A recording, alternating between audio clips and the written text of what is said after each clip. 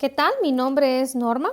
En este video vamos a hablar acerca de los Incoterms. Cuando nosotros hablamos de los Incoterms, estamos diciendo que son un conjunto de reglas internacionales que normalmente están regidos por la Cámara de Comercio Internacional, que en lo que en realidad nos van a hacer es que nos van a ayudar a determinar el alcance que tienen las responsabilidades cuando hacemos una compra a nivel internacional.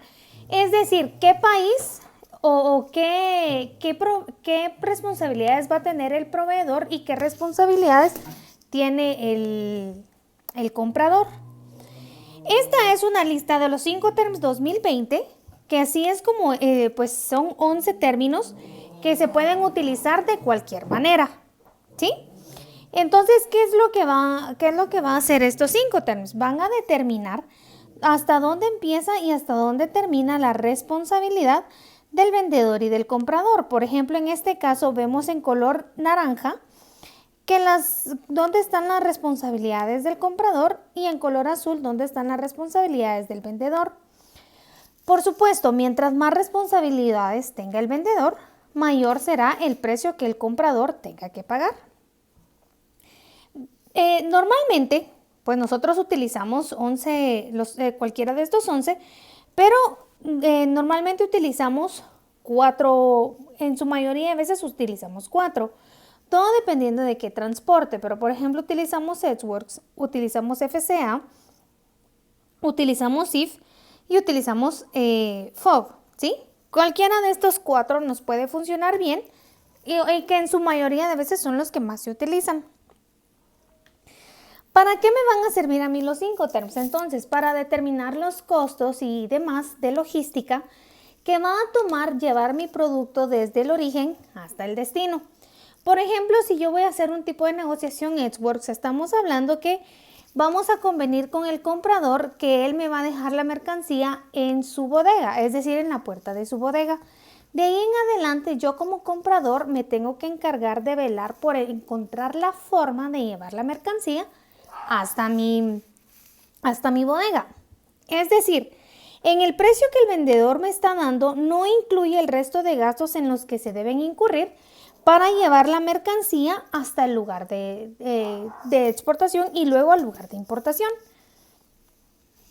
Si vamos a hablar del FOB, estamos diciendo que esta mercancía la vamos a dejar en el puerto de carga convenido. Es decir, el vendedor nos va a entregar la carga sobre el buque, pero hasta ahí termina la responsabilidad del vendedor y de ahí yo como comprador tengo que encargarme del resto de logística para poder llevar la mercancía hasta mi bodega. Si vamos a hablar del CIF, y este es el que más nos va a interesar, el CIF, dice que este me incluye el costo seguro y flete. Es decir que la mercancía a mí me la van a dejar hasta el puerto de destino convenido. Como estamos hablando en el caso de Guatemala, podemos decir que la mercancía se quedó en Puerto Quetzal y pagó todo el costo, yo ya pagué, es decir, el vendedor paga todo el costo de la mercancía. El seguro, que este seguro va a incluir desde que sale la mercancía de la bodega hasta que llega al puerto de destino, y el flete, es decir, cuánto me cobró a mí el servicio de transporte para llevar la mercancía desde su lugar de origen hasta el lugar de destino. ¿Por qué es el que más me interesa a mí?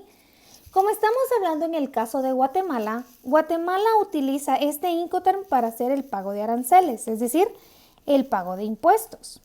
Por eso es que este valor siempre me interesa a mí y no importa en qué tipo de Incoterm, perdón, no importa en qué tipo de transporte yo estoy trayendo mi mercancía, siempre que yo voy a hacer pago de impuestos, pago de aranceles, lo voy a hacer a través del valor CIF. Es decir, el precio que está dando el vendedor incluye el resto de gastos en los que se deben incurrir para llevar la mercancía hasta el puerto de destino. Incluye seguro, por supuesto. En este caso el precio ya viene siendo un poco más caro, ¿sí? Si vamos, por ejemplo, si nosotros quisiéramos hacer una negociación a un poco mayor, podríamos utilizar el Incoterm DDP, pero la verdad es que casi no se usa porque el vendedor normalmente cubre todos los costos hasta tener la mercancía en el transporte que va a llevar el producto a mi bodega. Pero por supuesto, como mi proveedor desconoce muchas cosas internas, le va a salir un poco más caro. Este es un Incoterm que se utiliza, pero es como una negociación demasiado grande como para que se lleve a cabo.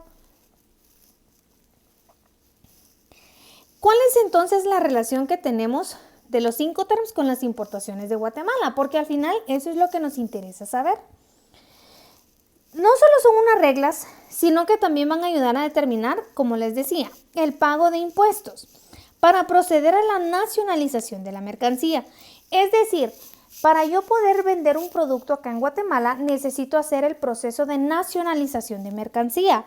Eso significa pagar todos los impuestos de todos los gastos en los que yo tuve que incurrir a nivel internacional para poder entonces pagar como el derecho a que la mercancía circule libremente dentro del país. De acuerdo a la legislación guatemalteca, el pago de impuestos, entiéndase arancel e IVA, se debe cancelar sobre el valor CIF, es decir, costo, seguro y flete. Si, por ejemplo, yo hice negociación Edgeworth con mi proveedor, a la hora de que yo pague mis impuestos acá en Guatemala para nacionalizar la mercancía, yo tengo que presentar mi valor CIF. Si yo hice, por ejemplo, una negociación FOB, igualmente para pagar impuestos yo tengo que presentar mi valor CIF. Es decir, este valor siempre me va a ayudar para pagar impuestos.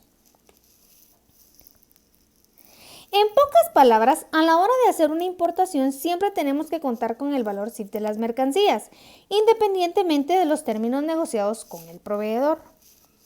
¿Cómo así? Y era lo que les decía, si por ejemplo yo negocié FCA, entonces quiere decir que el proveedor va a tener su responsabilidad y llega hasta acá. A la hora de que yo hago una presentación de impuestos, yo tengo siempre que encontrar este valor, que es valor CIF. Es decir, que dentro de la suma que tengo que presentar ante la SAT, tengo que sumar cuánto me costó este proceso y este proceso para llegar a mi valor CIF. ¿Cómo lo hacemos o cómo en realidad se hace? Normalmente se utiliza una agencia de carga que es la que se encarga de velar y de llevar a cabo todos estos procesos que nos coadyuva a hacer el proceso de importación, y entonces la agencia de carga es la que se encarga de tomar el control de los datos para poder hacer la presentación ante la SAT.